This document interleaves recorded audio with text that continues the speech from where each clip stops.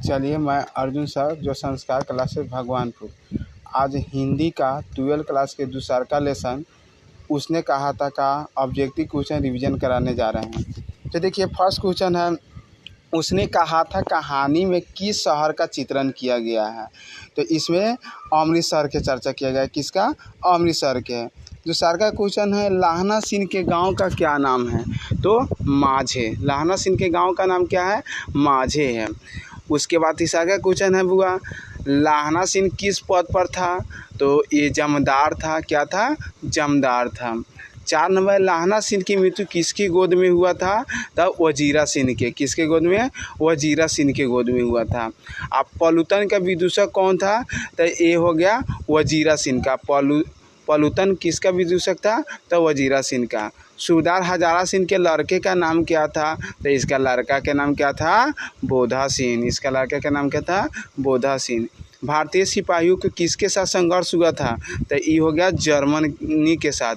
यानी भारतीय सिपाहियों के किसके साथ संघर्ष हुआ था? जर्मनी के साथ।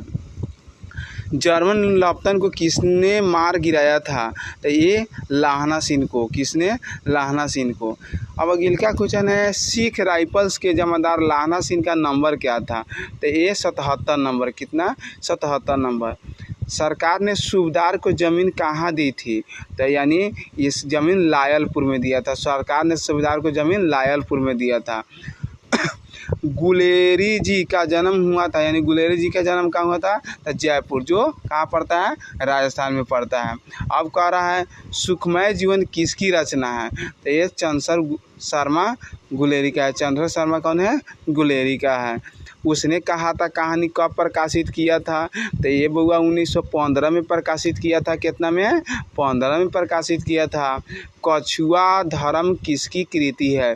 कछुआ धर्म किसकी कृति है। तो यही भी गुलेरी जी का है। पुरानी हिंदी रचना क्या है। तो चंद्रशेखर शर्मा गुलेरी है। कौन सा निबंध गुलेरी रचित नहीं है। तो ये आपका होगा मजदूरी और प्रेम। चलिए, कुराई का क्या अर्थ होता है। तो कुराई का अर्थ होता है मंगनी। क्या होता है? मंगनी होता है। चलिए, उसके बाद बोधा कौन था। तब बोधा सूबेदार हजारा सिंह का बेटा था। चंद्रशेखर शर्मा गुलेरी की कहानी कौन सी है। तो यानी आपको उसने कहा था। कौन सी कहानी चंद्रशेखर शर्मा की गुलेरी की लिखी हुई नहीं है। तो ये हो गया कफन। कौन है? कफन नहीं था। अब गुलेरी जी किस गांव के मूल निवासी से थे। तो ये गुलेर का। इसका नाम से है गुलेर। गुलेर से गुलेरी जी। चलिए, उसने कहा था कहानी के कहानीकार कौन है। तो ये गुलेरी जी है। कौन है? चंद्रशेखर शर्मा गुलेरी है। चंद्रशेखर शर्मा गुलेरी किस युग के कहानीकार है। तो ये आपको द्विवेदी युग के। अगर परीक्षा में पूछे गुलेरी जी किस युग के कहानीकार है, तो द्विवेदी युग की है।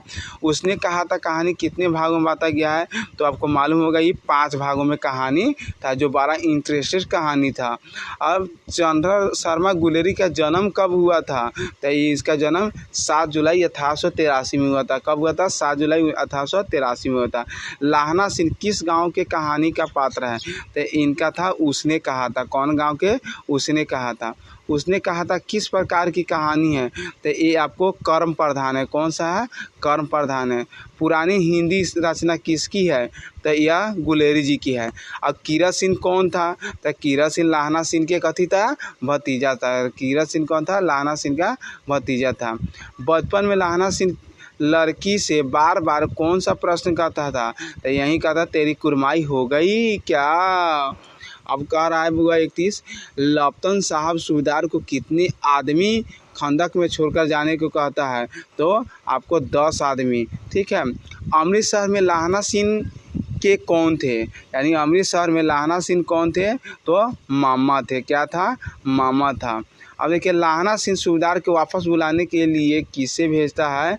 तो वजीरा को। वजीरा को बोलता है। सूबेदारनी ने अपने पति एवं पुत्र की रक्षा के लिए किसी से कहा था।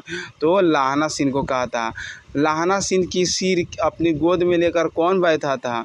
तो आपको वजीरा सिंह था। कौन था? वजीरा सिंह। लाहना सिंह के मामा कहाँ के रहने वाले थे।